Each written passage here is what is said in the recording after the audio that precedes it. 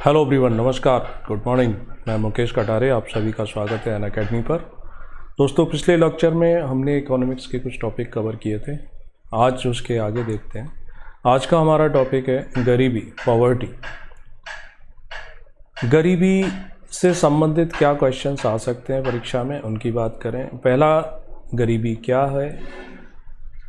दूसरा आता है कि इसके टाइप क्या होते हैं, यानी सिर्फ गरीबी ही नहीं, उसके टाइप डिफाइन करना भी आवश्यक है, यानी कि इसके प्रकार। उसके बाद फिर इसको मापने के लिए, यानी इसकी कैलकुलेशन के लिए, इसके मेजरमेंट के लिए क्या चीज़ें की गई हैं, राइट। फिर उसके बाद कारण क्या है गरीबी के, और क्या उपाय किए गए हैं, कौन कौन से स्टेप्स उठाए गए हैं भारत में गरीबी दूर करने के लिए, ठीक है। तो उपाय यानी जो स्टेप्स हैं वो आपको मेरे पीछे ये वाला दिख रहा होगा, ठीक। इन पॉइंट्स को लेकर के हम कवर करेंगे। आप पेपर पेन लेके बैठे, नोट करते हैं, ज़्यादा देर तक दिमाग में रहता है, ज़्यादा दूर तक दिमाग में रहता है, ठीक है। गरीबी क्या होती है, तो गरीबी क्या होती है इसको डिफाइन किया गया, अर्थशास्त्रियों ने अलग अलग ढंग से बताया। वास्तव में ये एक प्रॉब्लम है, इट्स अ प्रॉब्लम। अब ये कौन सी प्रॉब्लम है, ये आर्थिक समस्या भी है, यानी इकोनॉमिक प्रॉब्लम भी है, ये सामाजिक प्रॉब्लम भी है, ये राजनीतिक समस्या भी है, पॉलिटिकल प्रॉब्लम भी है। यानी गरीबी एक ऐसी समस्या है जिसको आप जटिल समस्या भी कह सकते हैं, कॉम्प्लिकेटेड है, ठीक। प्रॉब्लम हो गई। अब तो गरीबी से मतलब क्या होता है कि गरीबी से तात्पर्य है कि नागरिक, यानी जो सिटीजन्स होते हैं, तो नागरिक उस न्यूनतम यानी मिनिमम की जिसे हम बात करते हैं, न्यूनतम आर्थिक स्तर से संबंधित होते हैं, जो किसी परिवार की जो मूलभूत आवश्यकताएं हैं, मूलभूत आवश्यकताओं की पूर्ति करने में असमर्थ रहते हैं, इनकेपेबल, उसको हम गरीबी कहते हैं, राइट। तो गरीबी एक प्रकार से मिनिमम यानी न्यूनतम इतना तो मिल जाए कि व्यक्ति अपनी बेसिक जो चीज़ें हैं, नीड्स हैं, उनको पूरा कर सके, भोजन मिल सके, सुरक्षित आवास मिल सके। तो पॉवर्टी इज अ स्टेट और condition in which a person और community lack the financial resources and essential for minimum standard of living. तो समाज में ये सब चीज़ें हम इसमें एड ऑन कर सकते हैं, लिख सकते हैं, ओके। और इसको अच्छे से डिफाइन करने के लिए क्या करना होगा कि अब हम इनके टाइप डिवाइड कर लें, यानी इनके प्रकार पर आ जाते हैं। देन वहाँ पर फिर हम इस गरीबी की परिभाषा को अलग अलग ढंग से लिख पाएंगे। तो गरीबी को अगर बांटने की बात करें तो दो प्रकार की गरीबी होती है। पहली गरीबी जिसको कहते हैं रिलेटिव या सापेक्ष गरीबी,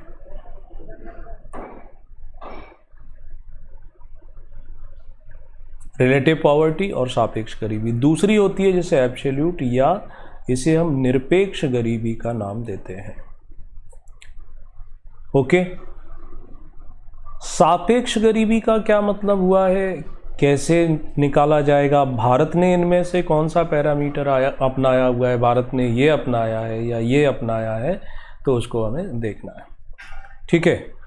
सापेक्ष गरीबी जो है, इसका मतलब ऐसा समझ लो कि किसी भी देश की एक जो मीडियन इनकम होती है, माध्य आय, यानी एक राष्ट्रीय औसत निकाल लेते हैं किस चीज़ का, इनकम का। जनरली होता क्या है, इस इनकम का 50% बिलो जो प्राप्त नहीं कर पाता है उसे गरीब कहते हैं। नहीं समझ में आया कि माना कि भारत की जो राष्ट्रीय आय है, औसत निकल के आएगा, तो उसका 50% कर दो, पर कैपिटा इनकम से भी हम डिवाइड कर सकते हैं कि 50% से कम जो प्राप्त करते हैं उनको गरीब रखा गया, तो वो सापेक्ष गरीबी हो जाती है। दूसरे शब्दों में इसको अगर हम डेफिनेशन बनाना चाहें कि सापेक्ष गरीबी को हम कैसे परिभाषित कर सकते हैं, तो उसकी डेफिनेशन आप लिख सकते हो। कैसे लिखोगे कि इस प्रकार की गरीबी, मेरे साथ में आप नोट कर सकते हो, किसी समाज की औसत आय और उसके जीवन स्तर का पता लगाया जाता है, जीवन स्तर का पता लगाया जाता है उस औसत से नीचे जो जीवन यापन करते हैं, उस औसत से नीचे जीवन यापन करने वाले जो होते हैं, उस औसत से नीचे जीवन यापन करने वाले जो लोग होते हैं उन्हें सापेक्ष गरीब कहा जाता है। बहुत सिंपल है, अगर इसको एक बार और समझाऊं मैं आपको फिर से कि क्या किया गया कि किसी भी देश की एक औसत आय यानी औसत एवरेज मीडियन इनकम जिसे कहते हैं, और उस देश में जो सोसाइटी है, समाज है, उनके जीवन स्तर यानी उनके भोजन पर, उनके आवास पर कितना औसत खर्च होता है, तो उस औसत से जो कम प्राप्त करेंगे वो कैसे हो जाएंगे, वो गरीब हो गए। वो तुलना की जाएगी। जैसे अगर हम अमेरिका की आय निकालें, भारत की आय निकालें, तो दोनों में अंतर आएगा ना। अमेरिका की औसत आय ज़्यादा होगी हम भारतीयों की तुलना में, तो अमेरिका के लिए गरीबी का पैमाना अलग ढंग से डिटर्मिनेट करेगा, और भारत के लिए गरीबी का पैमाना है वो अलग ढंग से बनाया जाएगा। दोनों के लिए हम एक जैसा तो नहीं कर सकते। तो इस प्रकार से जो गरीबी को मेजर करते हैं उसे हम कहते हैं सापेक्ष गरीबी। स्पष्ट है? तो सापेक्ष गरीबी अब ये हो गई। अब दूसरा देख लेते हैं जिसको निरपेक्ष गरीबी के नाम से जानते हैं। एब्सोल्यूट पॉवर्टी की बात करते हैं। ठीक, तो सापेक्ष गरीबी, इसको आसान था, समझ में आ गया होगा। Means defined from the social perspective that is living standard compare to the economic standards of population living in surrounding.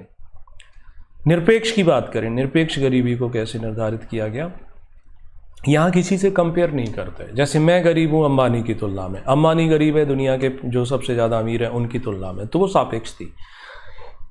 निरपेक्ष गरीबी का सिंपल सा अर्थ होता है कि व्यक्ति के जीवन के लिए उसके स्वास्थ्य पर विपरीत प्रभाव न पड़े और उसके लिए जो आवश्यक मिनिमम चीज़ें होती हैं, कहीं पर भी रहे, चाहे अमेरिका में रहे चाहे भारत में रहे, उसको वो न्यूनतम आवश्यकताएं भी यदि वो नहीं जुटा सकता है, जिन्हें मूलभूत आवश्यकताएं कहते हैं, तब उसे क्या माना जाएगा?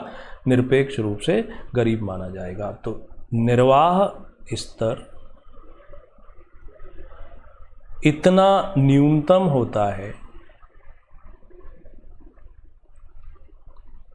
निर्वाह स्तर इतना न्यूनतम होता है कि वे अपनी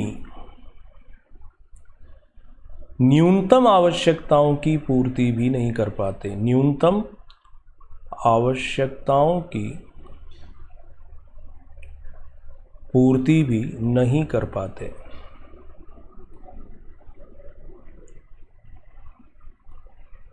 उसे निरपेक्ष गरीब, एब्सोल्यूट पॉवर्टी के नाम से जानते हैं।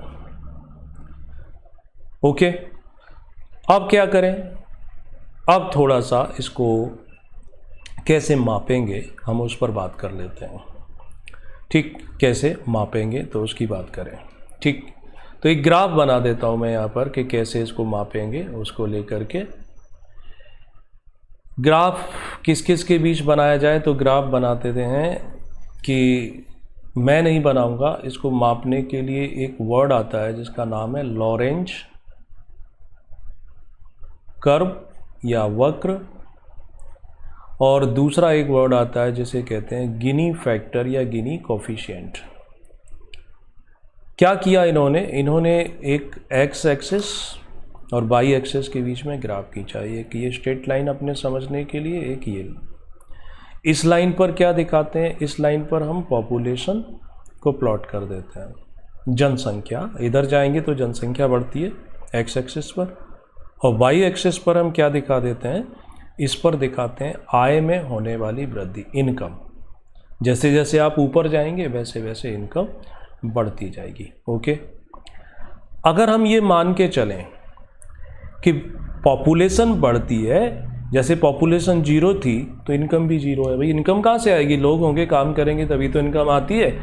अगर जनसंख्या बढ़ी तो लोग काम करते होंगे तो उनकी इनकम भी उस हिसाब से बढ़ती होगी। जिस रेशियो में जनसंख्या बढ़ती है उस हिसाब से इनकम भी बढ़ती है। तो यहाँ एक स्ट्रेट लाइन ड्रॉप बनती है, यानी जैसे जैसे पॉपुलेशन में वृद्धि हो रही है वैसे वैसे इनकम बढ़ रही है। अगर ऐसा है इट मीन्स कोई समस्या नहीं, सब कुछ अच्छा चल रहा है, खुशहाल लाइफ। ठीक, तो इसको हम यहाँ पर एक नाम दे दें ए और इसको नाम दे दें बी, और यहाँ इस ग्राफ को हम क्लोज कर देते हैं, इस जगह इसको नाम दे देते हैं सी। ओके, अब होता क्या है कि ये जो ग्राफ स्ट्रेट लाइन नहीं जाती है, ये लाइन थोड़ी सी ऐसे जाएगी, टेढ़ी होकर के, नीचे होकर के। क्यों जाएगी इसको समझ लेते हैं कि देखो कि अगर हम इस पॉइंट की बात करें कि इस पॉइंट पर जो पॉपुलेशन थी इतनी है, तो यहाँ इनकम का जो मार्क होगा वो ये होगा, जितनी पॉपुलेशन है उतनी इनकम है। दूसरी तरफ क्या करा कि ये यहाँ से P1 और ये आ गए हम P2 पर, पॉपुलेशन बढ़ गई तो इस हिसाब से इनकम भी, ये इनकम 1 कर लेते हैं और ये इनकम 2 कर लेते हैं, ये इनकम भी बढ़ गई। तो कोई समस्या नहीं थी। समस्या है, समस्या कहाँ क्रिएट हुई? समस्या इस लाइन पर आते हैं कि P1 वाली जो सिचुएशन है, ये जो P1 वाली सिचुएशन में जो इनकम है वो वास्तव में ये वाली लाइन पर आएगी, जो इसके यहाँ मैच करोगे, ये इसे I1 डैश कह सकते हैं। ठीक, और ये P2 वाली जो पॉपुलेशन है, पॉपुलेशन बढ़ी है, इसमें इनकम जो है वो ये हो जाती है, जो कि यहाँ होना चाहिए था I2 डैश हो गई। तो अब आप, ऐसा होता है, ये सच्चाई तो यही है ना कि जिस हिसाब से पॉपुलेशन बढ़ती है वैसे इनकम तो नहीं बढ़ती, पॉपुलेशन बढ़ती है इनकम कम होती जाती है। तो पॉपुलेशन बढ़ी और इस हिसाब से इनकम कम हो गई, इसका मतलब ये जो बीच वाला एरिया अगर हम इसको कवर्ड कर दें, इसको भर दें, पूरा डार्क कर दें, ये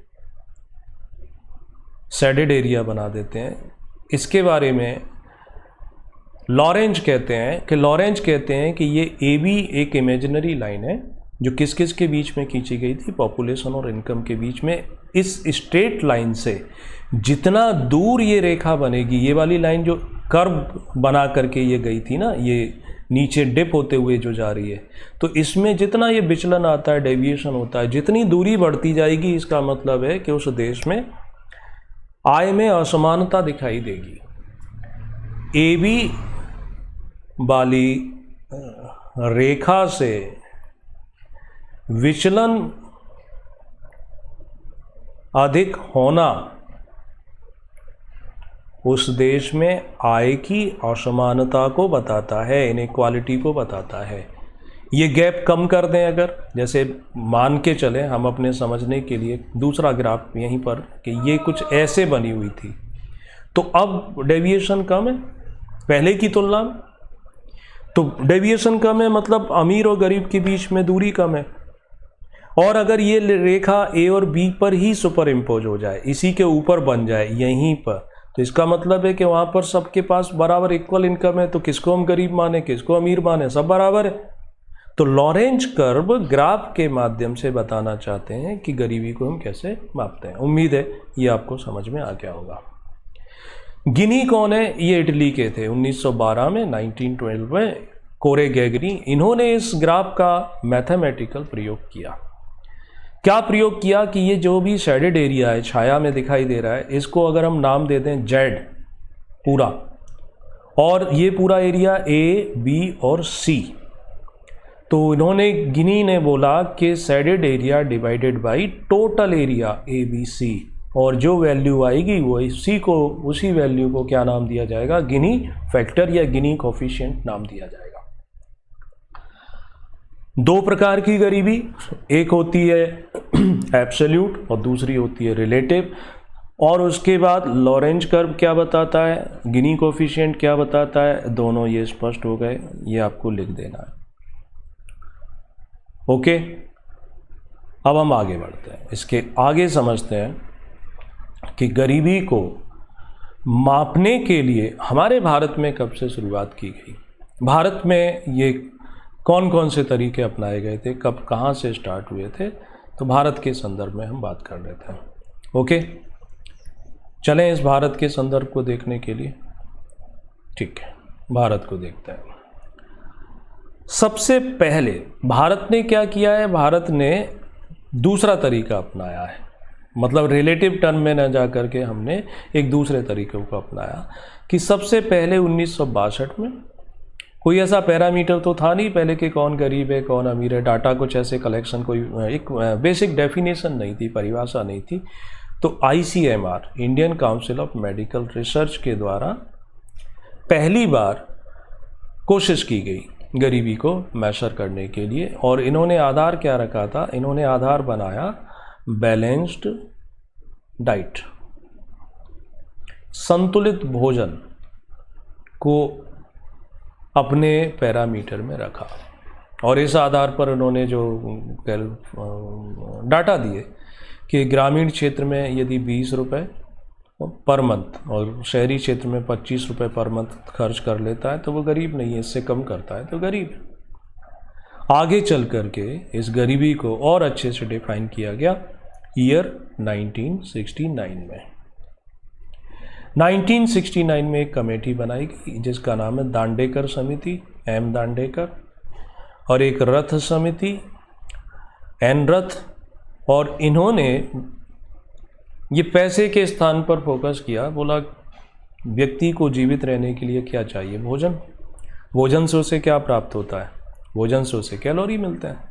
तो कैलोरी के आधार पर बोला 2400 कैलोरी, ये 2400 कैलोरी पर डे, इससे कम रूरल एरियाज में अगर प्राप्त करता है, ग्रामीण क्षेत्र में प्राप्त करता है तो वो क्या हो जाएगा, वो गरीब हो जाएगा। और 2100 कैलोरी से कम प्राप्त करता है पर डे तो शहरी क्षेत्र में, अर्बन एरियाज में, तो वो गरीब हो जाएगा। ओके, शुरुआत यहाँ से हुई। देन उसके बाद फिर गरीबी की रेखा को डिटर्मिनेट करने के लिए अब आगे चल करके सही से वर्क जो काम शुरू किया वो 6th 5 ईयर प्लान में शुरू किया जाता है। 6वीं पंचवर्षीय योजना के दौरान ये काम किए जाते हैं। 6वीं 6th 5 year plan, planning commission है ना भारत में, योजना आयोग, तो इसके लिए कमेटी गठित की गई थी। वर्किंग ग्रुप था प्रोफेसर लकड़ावाला की अध्यक्षता में।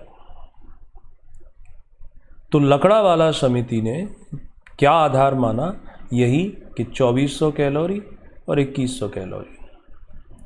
ये रूरल एरियाज में ज़्यादा क्यों रखा है, अर्बन एरियाज में कम क्यों रखा है। शहरी क्षेत्रों में व्यक्ति शारीरिक श्रम कम करता है, मानसिक यानी ऑफिस वर्क ज़्यादा रहता है। ग्रामीण क्षेत्र में उसे फिजिकल वर्क करना पड़ता है, तो ज़्यादा कैलोरी चाहिए हमारी बॉडी को। इस आधार पर पॉवर्टी लाइन यानी गरीबी की रेखा का हुआ निर्धारण। गरीबी की रेखा का निर्धारण और किसने किया, पहली बार तो लकड़ावाला समिति के द्वारा किया गया। देश में 35 प्रकार की पॉवर्टी लाइन डिटर्मिनेट की गई, 35 ऑफ पॉवर्टी लाइन। क्लियर हो गया, इतना आ गया समझ में।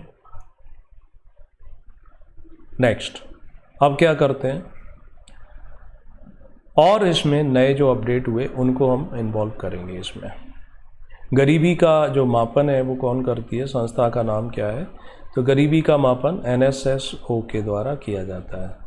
CSO और NSSO अब दोनों मर्ज कर दिए गए, मिला दिए गए। राष्ट्रीय प्रतिदर्श सर्वेक्षण संगठन इसे हम कहते हैं। कुछ दिन पहले 15 साल हो गए, एक तेंदुलकर समिति बनाई गई। सचिन तेंदुलकर नहीं थे ये, सुरेश तेंदुलकर कमेटी बनाई जाती है। ये कमेटी किसके द्वारा गठित की गई, तो प्लानिंग कमीशन के द्वारा गठित की गई। ईयर क्या था, किस ईयर में बनाई गई, तो ये ईयर था 2005, इसमें ये बनाई जाती है। इसने अपनी रिपोर्ट सबमिट की 2009 में। काम क्या सौंपा था कि आप गरीबी का निर्धारण करो, तो इन्होंने गरीबी के निर्धारण के लिए आधार माना। बेस क्या था गरीबी के निर्धारण के लिए, तो बेस या आधार कौन सा पैरामीटर यूज करेंगे, तो कहते हैं मासिक प्रति व्यक्ति व्यय। ध्यान रखने वाला पॉइंट है कि हम इनकम को गरीबी के पैमाने में नहीं रख रहे हैं, एक्सपेंडिचर को रख रहे हैं। कमाते हो उससे गरीबी नहीं माप रहे, खर्च कितना करते हो उससे माप रहे हैं। एक व्यक्ति एक महीने में कितना व्यय करेगा, इस आधार पर तेंदुलकर समिति अपने डाटा रिलीज करेगी। ठीक, तो तेंदुलकर समिति के द्वारा अब डाटा अपने दिए गए। उन्होंने जो फॉर्मूला अपना बनाया अर्बन एरियाज, शहरी क्षेत्र के लिए, वो कहते हैं कि शहरी क्षेत्र में यदि एक व्यक्ति 33 रुपये पर डे से कम खर्च करता है तो वो गरीब है। 33 रुपये से कम खर्च करता है तो राउंड फिगर में एक महीने का हम इसको कह सकते हैं ना कि 1000 रुपये से कम खर्च करता है। अगर हम एक फैमिली को ले लें, 5 मेंबर हों जिस फैमिली में, तो इस हिसाब से ये कितना हो जाता है, 5000 रुपये। ये एक परिवार का एक महीने का खर्च है। अगर इससे कम करेगा तो गरीब है अर्बन एरियाज में, शहरी क्षेत्रों में। तो बड़ा हास्यास्पद नहीं लग रहा आप लोगों को कि अरे ये क्या है, आप क्या कह रहे हो कि 33 रुपये इतना तो हम कभी रोज़ खर्च कर देते हैं, बेरोजगार लोग इससे ज़्यादा खर्च कर देते हैं। ये आपका पैरामीटर तो सही नहीं है, इसमें कमी है। तो इस बात को लेकर के विवाद हो गया, राइट। अब इस बात को लेकर के जो विवाद हुआ, उस विवाद का पटाक्षेप कैसे करें, एक नई कमेटी बनाएं, वो कमेटी डिसाइड करे। मगर अभी इनकी हम पूरी रिपोर्ट देख लें। ये तो शहरी क्षेत्र की हुई, ग्रामीण के लिए भी तो इन्होंने कुछ पर बताया होगा ना, तो ग्रामीण के लिए जो बताते हैं उस पर भी बात कर लेते हैं। ग्रामीण क्षेत्र में यानी रूरल एरियाज के लिए इन्होंने अपनी सिफारिश की थी, वो और भी ज़्यादा चिंताजनक। वो कहते हैं कि ग्रामीण क्षेत्र में यदि व्यक्ति 27 रुपये प्रतिदिन खर्च करता है तो गरीब नहीं है, 27 रुपीज़ एन अ डे। और इस हिसाब से एक महीने का हो जाता है 816 रुपये। इस हिसाब से 5 लोगों के एक फैमिली का हो जाता है एक महीने का 4080 रुपये।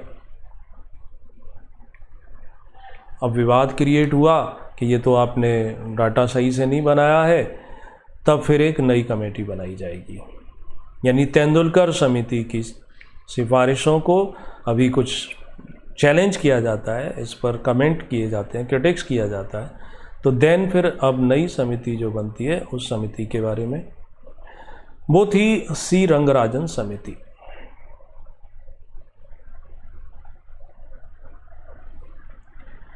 किसने बनाई, अपॉइंटेड बाय प्लानिंग कमीशन। कब बनाई, ईयर 2012, मई 2012 में। रिपोर्ट कब सबमिट कर देते हैं, सबमिटेड फाइनल रिपोर्ट ईयर 2014 में। इनका आधार क्या था, उनका आधार था प्रति व्यक्ति मासिक व्यय, ये लिखा है ना प्रति व्यक्ति।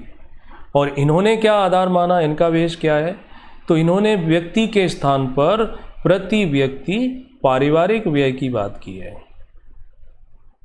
एक फैमिली में एक महीने में कितना खर्च करते हैं उसको आधार बना करके, बेस बना करके ये डाटा देते हैं। चलो भाई इनके डाटा देख लेते हैं। अर्बन एरियाज के लिए इनकी क्या सिफारिश है। अर्बन एरिया के लिए इन्होंने कहा कि एक व्यक्ति 40 रुपये 90 पैसे से कम यदि खर्च करेगा तो गरीब है। यानी इनके लिए 46, अराउंड 47। ठीक, उनके लिए कितना था, वो 33 रुपये बता रहे थे, और ये कितने बता रहे हैं, ये 46 बता रहे हैं।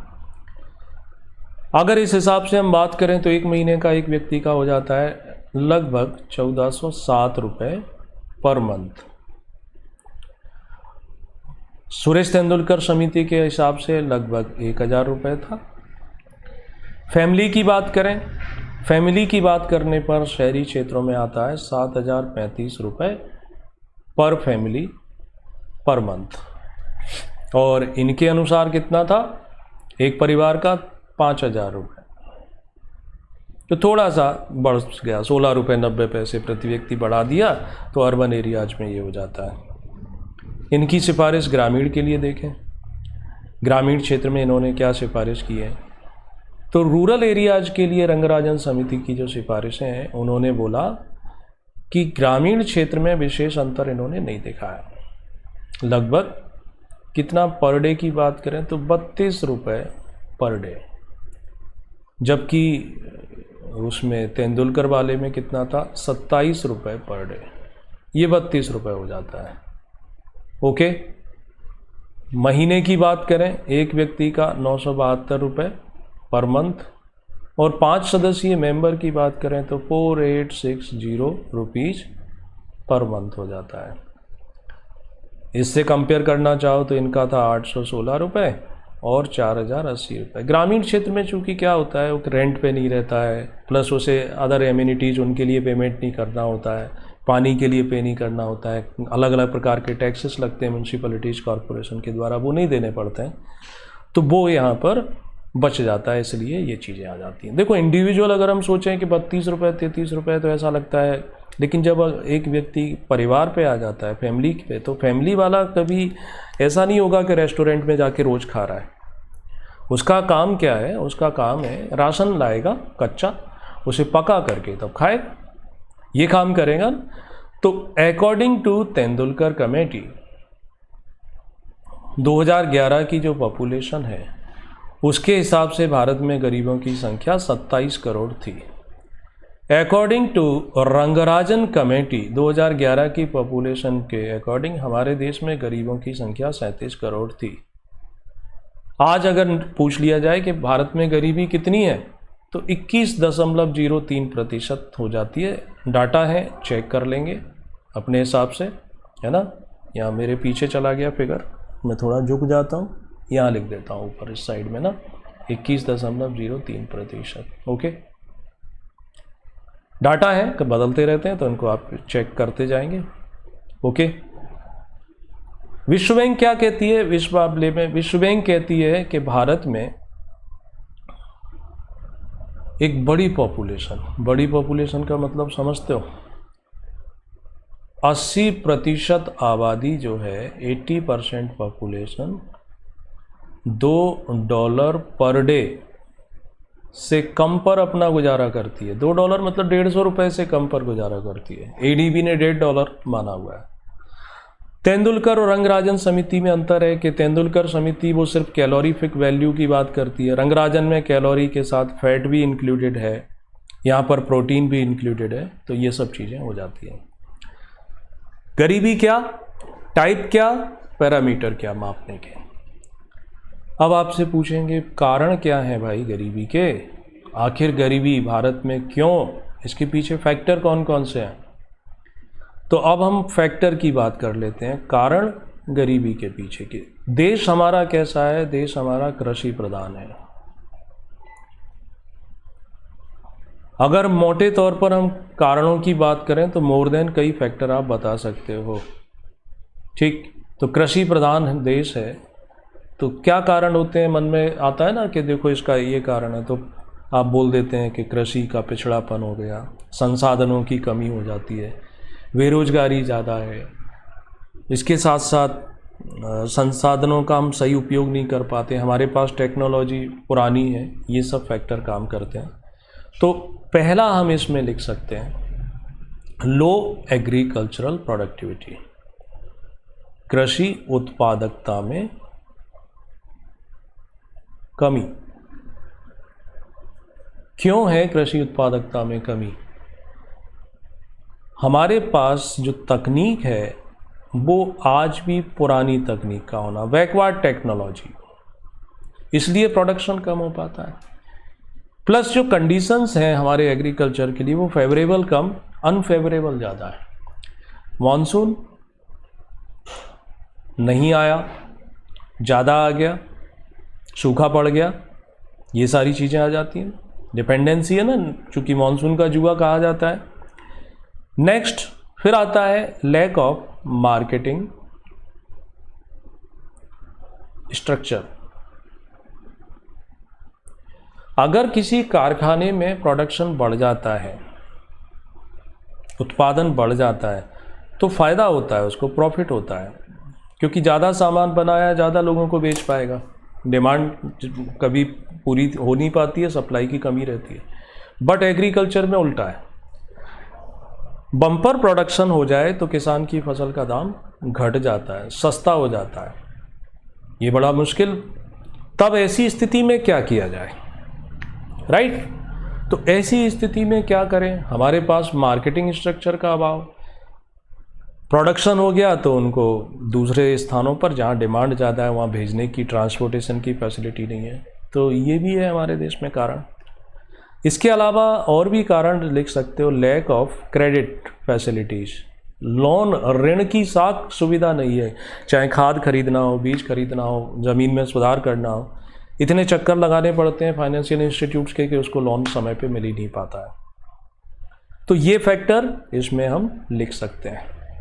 ओके, कई सारे फैक्टर हैं, उन फैक्टरों को आप थोड़ा थोड़ा एक्सप्लेन करके लिख सकते हो। दोषपूर्ण विकास नीति है, कृषि का पिछड़ापन हो गया, लो प्रोडक्टिविटी हो जाता है, मजदूरों को उत्पादन जो सैलरी जो दी जाती है कम दी जाती है, वो सारे के सारे फैक्टर इसमें लिख सकते हो। ऐसे ही अगला पॉइंट जैसे बताना चाहें इसमें, तो इसको है कि रिसोर्सेज का यूटिलाइजेशन, यानी फुली हम रिसोर्सेज को डिप्लॉयड नहीं कर पाते हैं, संसाधनों का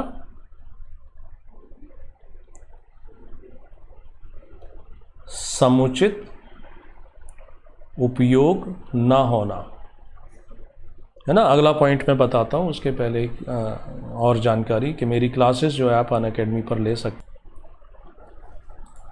एक महत्वपूर्ण इन्फॉर्मेशन अनअकैडमी के बारे में, यहाँ पर एक MPPSC की सीरीज है, टेस्ट सीरीज स्टार्ट हो रही है नई, T20 टेस्ट सीरीज के नाम से। ये फ्री है, डेली टेस्ट इसमें आपको मिलेंगे। 20 क्वेश्चन इसमें पूछे जाएंगे और इनके लिए आपको सॉल्व करने के लिए 20 मिनट का समय होगा। 18 जुलाई से ये शुरू हो चुकी है, रात को 8 बजे इसमें आप अपीयर हो सकते हैं। 10 क्वेश्चन जो है वो करंट अफेयर्स बेस्ड होते हैं और 10 टॉपिक वाइज रहते हैं, और फिर इसका एनालिसिस भी कराया जाता है 8:30 पर, है ना, जो भी इसमें रिनॉन्ड एजुकेटर रहते हैं उनके द्वारा। मंडे टू सैटरडेज की टाइमिंग रात को 8 बजे रहती है। नए सिलेबस के अकॉर्डिंग हिंदी और इंग्लिश दोनों में ये आपको मिल जाती है। तो इसका लिंक जो है डिस्क्रिप्शन में जा कर के आप इसमें एनरोलमेंट करा लेते हैं, वहाँ पर ये मिल जाती है। 8 से 8:20 तक चलती है और 8:30 पर इसका एनालिसिस शुरू हो जाता है। तो ये आपके लिए बहुत ज़्यादा बेनिफिशियल होगी। इसके अलावा अनअकैडमी प्लस जो ज्वाइन करना है उसके लिए रेफरल कोड आप ये मुकेश लाइव यूज करेंगे। अनअकैडमी प्लस पर आपको रेगुलर क्लासेस मिलती है, सिस्टमेटिक जो पूरे कोर्स को कवर कराती है। जैसे ये कोर्स है 2019 के लिए, 2019 की जो मुख्य परीक्षा है पेपर 2A, तो इसमें 24 सेशन रखे गए हैं। 24 घंटे का एक क्रैश कोर्स समझ लो, जिसमें पूरी मुख्य परीक्षा का 2A पेपर कवर कराएंगे। पॉलिटी प्लस जो डिफरेंट एक्ट है, टाइमिंग इसकी शाम को 4 बजे रहेगी। ये आपके लिए बहुत ज़्यादा हेल्पफुल होगा, निश्चित ही ये आपको स्कोरिंग बनाएगा। आंसर राइटिंग, आपके डाउट सब इसमें क्लियर कराए जाएंगे। ठीक, मैं यहाँ पर इसके अलावा जो मेरी क्लासेस है आप सुबह 9 बजे ले पाते हैं, उसमें 2020 के लिए ये पेपर 2A जो है इकोनॉमिक एंड सोशियोलॉजी वाला ये चल रहा है। इसके साथ अभी लक्ष्मीकांत की पॉलिटी का लेक्चर शाम को 4 बजे चलता है, वो भी आप ज्वाइन कर सकते हैं। मात्र 17 रुपये पर डे खर्च होता है, स्टडी फ्रॉम होम कर सकते हैं। लाइव डाउट क्लियरिंग सेशन है, EMI का ऑप्शन मिल जाता है, भारत के टॉप एजुकेटर की आपको क्लास मिलती है, 1 महीने से लेके 2 साल के सब्सक्रिप्शन अवेलेबल हैं। रेफरल कोड यूज करने से फीस में 10% आप डिस्काउंट ले पाते हैं। रेफरल कोड ये मुकेश लाइव या मुकेश कटारे यूज कर पाते हैं। कैसा पढ़ाता हूँ तो आप देख सकते हैं कि इसी ढंग से पढ़ाते हैं, जो पढ़ाया जाता है उसका PDF अवेलेबल हो पाता है। तो ये तो तरीका है अनअकैडमी प्लस ज्वाइन करने का। तो कोड नेम याद रखें, इसे ज्वाइन करें। आगे हम अपने टॉपिक पर आते हैं, जो टॉपिक है उसे कवर करते हैं। तो कारण क्या है? कारण है संसाधनों का समुचित रूप से उपयोग ना, इनएफिशिएंट यूटिलाइजेशन ऑफ रिसोर्सेज, यानी हम अपने रिसोर्सेज को फुली डिप्लॉय नहीं कर पाते हैं। जब हम फुली डिप्लॉय नहीं करेंगे तो स्वाभाविक है पॉवर्टी रहेगी। आज आप देखो देश में इंजीनियर, डॉक्टर, है ना, जो टेक्निकल हैंड हैं, वो सब लोग क्या कर रहे हैं, वो सब तैयारी कर रहे हैं गवर्नमेंट जॉब की, जबकि ये टेक्निकल हैंड है, तो इसका मतलब है इनको देश के निर्माण में योगदान देना चाहिए। बट उनका फॉल्ट नहीं, क्योंकि उन्हें डिग्री दे दी गई, उनको स्किल नहीं दी गई, उन्हें सिखाया नहीं गया। एंटरप्रेन्योरशिप की कमी हो जाती है, लैक ऑफ एंटरप्रेन्योरशिप, तो वो पॉइंट भी हम जोड़ सकते हैं। इसके साथ साथ पॉपुलेशन जो बढ़ती जा रही है, पॉपुलेशन हमारे देश में 2.2% एनुअल ग्रोथ के साथ बढ़ती है, तो नई पॉपुलेशन बढ़ जाती है, उतनी संख्या में हम रोज़गार दे नहीं पाते हैं। तो ये सब कारण इसमें आ जाते हैं, महंगाई बढ़ना, प्राइस राइज हो जाना, फिर सोशल फैक्टर भी इन्वॉल्व हो जाते हैं। सोशल फैक्टर कास्टिज्म हो गया, कुछ रूढ़िवादिता हो जाती है ना, सर्टेन क्लासेस में, तो वो डिफरेंट टाइप की चीज़ें हमें आगे बढ़ने से रोक देती हैं। ये पॉइंट यानी फैक्टर क्या है। इसके बाद फिर आपको लिखना पड़ेगा, वो पूछेंगे कि बताओ गरीबी दूर करने के लिए कौन कौन से प्रयास किए गए। हो सकता है ट्विस्ट ला दें इस क्वेश्चन में, पूछते हैं कि मध्य प्रदेश में गरीबी दूर करने के लिए कौन कौन से कार्यक्रम चलाए गए, भारत में कौन से चलाए गए। आप अदर स्टेट का है उसमें भी पूछ सकते हैं ना। तो भारत सरकार की जो योजनाएं हैं उनके बारे में लिखना है, चाहे वो इंटीग्रेटेड रूरल डेवलपमेंट प्रोग्राम हो, चाहे ट्राइसेम हो, चाहे मनरेगा हो, तो वो जो 5-7 प्लान है उनको लिखना है। और लास्ट में फाइनली एक निष्कर्ष कर देना है, कंक्लूजन लिख देना है। तो इसका निष्कर्ष आप कमेंट में लिखें। जिस भी व्यक्ति का एक अच्छा निष्कर्ष होगा उस पर डिस्कशन अगले सेशन में किया जाएगा। ओके, क्या निष्कर्ष ज़्यादा बड़ा नहीं होना चाहिए, 2-3 लाइन 4 लाइनों का, इससे ज़्यादा नहीं होगा। तो वीडियो लाइक कर दें, शेयर कर दें, चैनल सब्सक्राइब कर लें, अगली क्लास के लिए फिर रेडी रहें। और अनअकैडमी प्लस ज्वाइन करने के लिए रेफरल कोड जो रहेगा मुकेश लाइव या मुकेश कटारे यूज कर सकते हैं। निष्कर्ष कमेंट में लिख कर दे दें, अगले सेशन में हम उसको ले लेंगे, जिसका अच्छा निष्कर्ष होगा उस पर डिस्कशन करेंगे। Thank you and good luck.